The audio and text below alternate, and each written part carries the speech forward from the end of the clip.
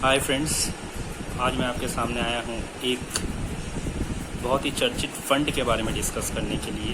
PM cares fund जब से ये फ़ंड बना है तब से डिस्कस में रहा है कि इसमें काफ़ी सारे अमाउंट आए हुए हैं, इसकी यूटिलाइजेशंस कैसी होंगी, इस पर ऑडिट कौन करेगा, इसकी ज़रूरत क्या थी जब पीएम नेशनल रिलीफ फ़ंड पहले से था। तो ये सारे पॉइंट्स के ऊपर मैं डिस्कस करूँगा।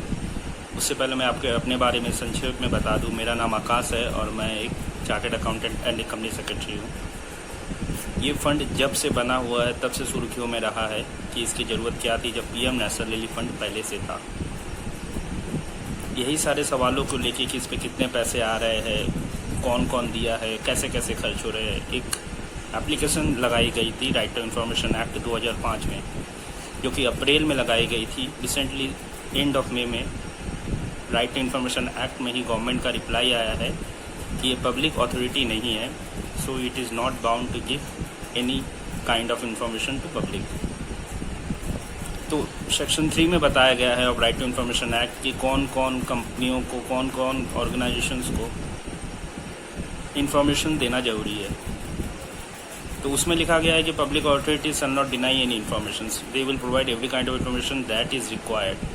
तो रिसेंटली अभी जो एप्लीकेशन लगाई गई थी उसी एप्लीकेशन में गवर्नमेंट ने ये बोल के रिजेक्ट कर दिया कि PM care fund is not a public authority. तो ये करके उन्होंने रिजेक्ट कर दिया। ये फंड बनाई गई थी 28 मार्च में और प्रधानमंत्री खुद इसके चेयरमैन रहे हुए हैं। जब ये फंड बनी थी तभी एक PIL लगाई गई थी सुप्रीम कोर्ट में इसके कॉन्स्टिट्यूशन के बारे में कि क्या ये फंड बनाना कॉन्स्टिट्यूशनली राइट है, करेक्ट है। जब सुप्रीम कोर्ट ने इस को खारिज कर दिया था कि इस पैंडमिक सिचुएशन में ये जानना जरूरी नहीं है कि ये कॉन्स्टिट्यूशनल वैलिड है नहीं है। अभी हमारे पास काफ़ी सारे दूसरे परेशानियां भी है। तो कितने पैसे आए हुए हैं इस फंड पे, गवर्नमेंट की कोई क्लैरिफिकेशन अभी तक आई नहीं है। गवर्नमेंट ने कहा है कि they will upload a trust deed and all details of that कि कितने पैसे आए हैं और कैसे कैसे खर्च किए in their website very soon, मगर अभी तक उन्होंने किया नहीं है कुछ। एक ऑर्गेनाइजेशन है इंडिया स्पेंड बोल के, जो कि मुंबई बेस्ड ऑर्गेनाइजेशन है, चैरिटेबल ऑर्गेनाइजेशन है, जो कि डेटा एनालिसिस पे काम करती है। वे सारे डेटा को एनालाइज करके सारे के सारे PTI से इंफॉर्मेशन लेके फेसबुक, ट्विटर, जहाँ जहाँ भी डेटा डाला गया था कि इतने डोनेशंस आए हुए, सबको समअप करके उन्होंने बताया है कि 10,000 करोड़ रुपए आए हुए हैं। To be very specific 9,678 crore रुपए आए हुए हैं इस फंड में within 52 days of its formation. ये फंड बनाई गई थी 28 मार्च को, उससे 52 दिन के अंदर अंदर 10,000 करोड़ रुपए के करीब करीब आ चुके हैं। हाँ, गवर्नमेंट ने ये क्लैरिफाई जरूर किए है PMO द्वारा 13 मई को कि उन्होंने 3,100 करोड़ रुपये एलोकेट किए from this PM care fund. उन 3,100 करोड़ एलोकेट हुए हैं। कितने रिसीव हुए गवर्नमेंट ने अभी तक नहीं बताया है। ये इंडिया स्पेंड बोल के एक ऑर्गेनाइजेशन है, उन्होंने बताया है। 3,100 करोड़ रुपये उन्होंने कहाँ कहाँ एलोकेट किए हैं, तो 2,000 रुपये वेंटिलेटर में किए हैं, 1,000 रुपये उन्होंने एलोकेट किए हैं माइग्रेंट वर्कर्स के लिए और 100 करोड़ रुपये वैक्सीन डेवलपमेंट के लिए। तो 3,100 करोड़ का समअप उन्होंने बताया है। बाकी और सारे जो ट्रस्ट डीड है वगैरह वगैरह जो भी है वो सारे वेबसाइट पर जल्दी उन्होंने कहा है कि अपलोड होगा। ये जो फंड है ये section 80G of income tax act, जो कि स्पेसिफिक डोनेशंस का अलाउ करते हैं, उसमें भी क्वालिफाई कर रहा है। और सेक्शन 135 ऑफ कंपनीज एक्ट, जो कि CSR कॉर्पोरेट सोशल रिस्पॉन्सिबिलिटी के बारे में डील करती है, उसमें भी क्वालिफाई कर रहा है। तो ये दोनों जगह क्वालिफाइड है, तो इसमें डोनेशन से आपको दोनों जगह फ़ायदा हो रहे हैं।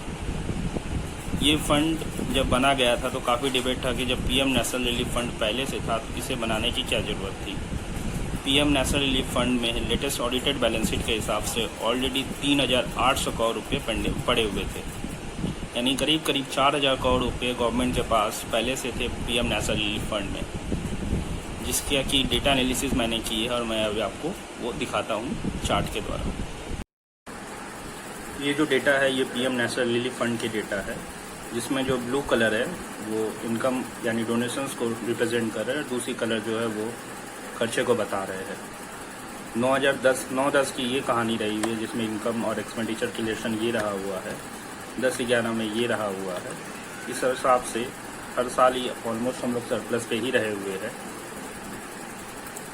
ये हमारे पास जो 3,800 करोड़ रुपये की एक्यूमुलेटेड बैलेंस बची हुई है उसकी चार्ट है कि जो जो रिजर्व्स है यानी जो बैलेंस है वो एक स्टेडीली बढ़ते जा रही है, जो कि फाइनली 3,800 करोड़ रुपए के पास हमारे पास अभी सेविंग्स है लेटेस्ट 18-19 बैलेंस शीट में।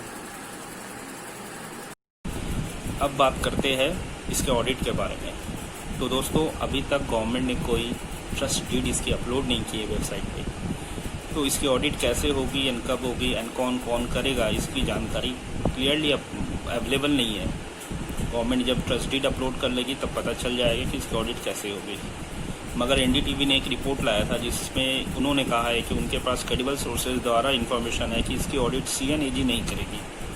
गवर्नमेंट ने लेटर ऑन क्लैरिफाई किया है और इकोनॉमिक्स टाइम्स से रिपोर्ट भी रहा है कि ये जो फंड है ये ऑडिट तो जरूर होगी इंडिपेंडेंट ऑडिटर्स द्वारा।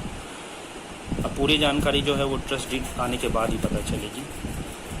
तो आज ये जो वीडियो था उसको अगर मैं फिर से समअप करने चाहूँ कुछ शब्दों में, तो इंडिया स्पेंड ऑर्गेनाइजेशन द्वारा उन्होंने डेटा एनालिसिस करके बताया है कि 10,000 करोड़ रुपए करीब आए हुए हैं। गवर्नमेंट ने क्लैरिफाई किया है कि 3,100 करोड़ रुपया उन्होंने एलोकेट ऑलरेडी कर चुका है। 2,000 करोड़ रुपया वेंटिलेटर में, 1,000 crore for migrant workers and 100 crore for vaccine development. इस तरह के खर्चे उन्होंने बताए हैं। पीएम नेशनल रिलीफ फंड में 3,800 करोड़ रुपया लेटेस्ट ऑडिटेड बैलेंस शीट के हिसाब से ऑलरेडी पड़े हुए थे, उसे भी यूज़ किया जा सकता है इस पैंडेमिक सिचुएशन में। तो ये है टोटल सिचुएशन अभी तक का। जैसे जो भी इन्फॉर्मेशन मेरे सामने आएगी मैं आपके सामने ज़रूर लाऊंगा। तब तक के लिए जय हिंद।